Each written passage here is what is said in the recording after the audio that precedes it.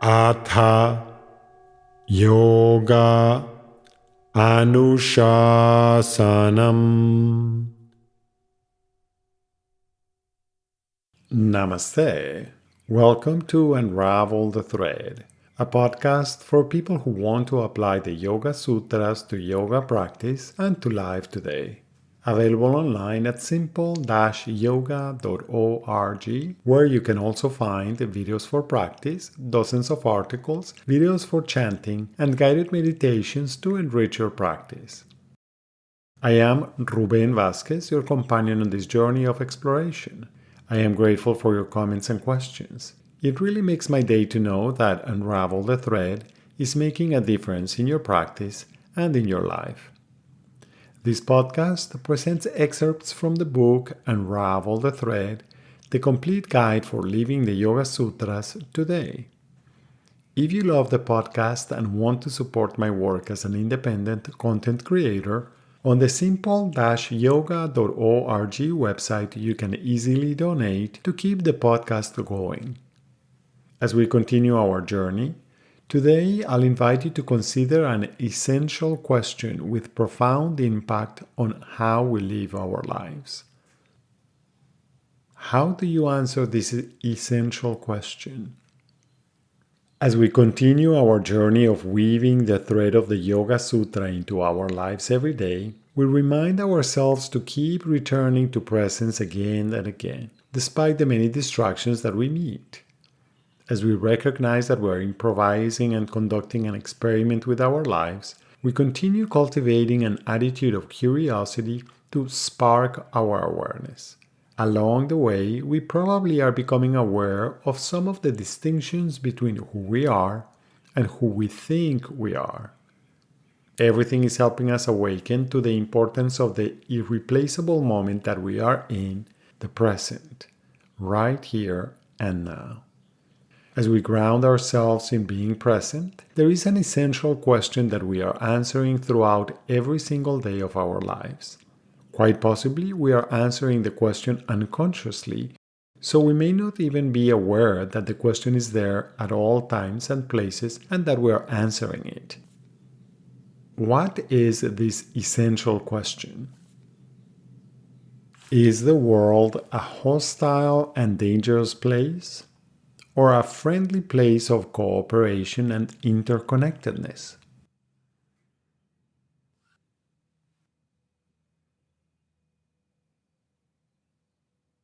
Are you aware of how you are answering this question every day?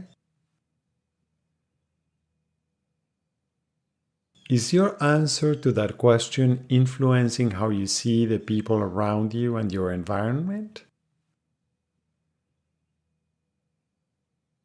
It is reasonable to say that in our early years, provided we live in a caring environment with low stress, our tendency remains aligned to our true nature, making us open, trusting, and loving.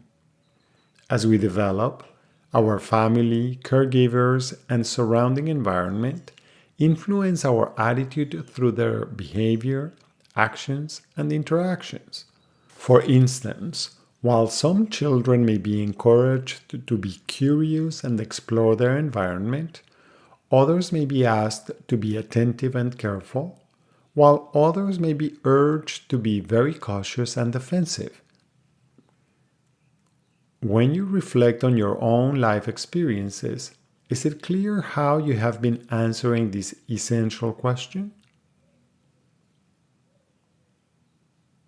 For me, it took a while to recognize how some of the narratives I grew up with were leading in a specific direction that I thought was just normal and natural. However, reflecting on this question and on actual evidence from my own life gave me enough of a pause to notice how my own assumptions were limited and limiting. They were limited because my own biases only allowed me to notice a portion of the options available, not the whole spectrum. Becoming aware of this question can be liberating because it removes the artificial limits created by our preconceived notions and thus expanding the number of choices that are available to us. Believing that the world is a hostile place closes your heart and filters everything you see through fear and anxiety. Then, when you see a stranger, you may be primed to see them as an adversary or as a threat.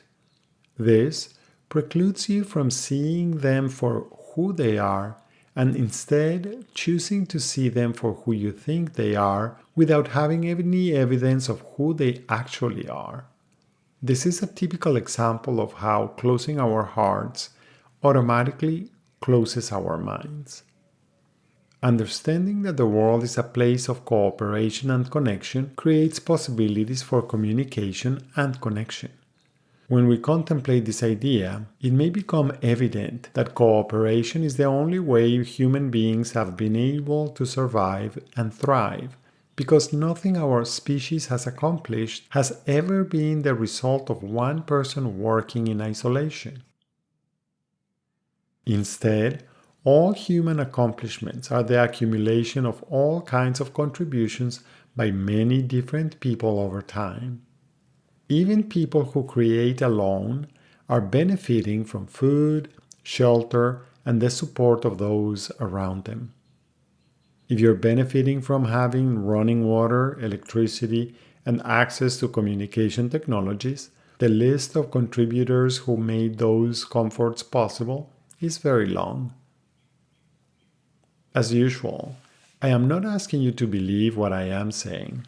Instead, I kindly invite you to take a moment to reflect on how you see the world.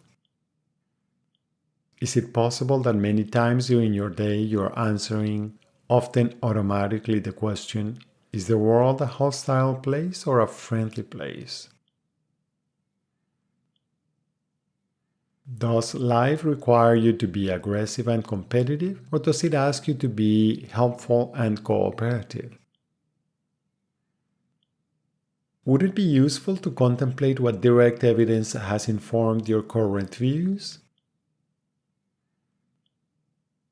As you explore these ideas during this week, you may want to also ask yourself, is the way you answer this question moving you closer or farther away from your nature?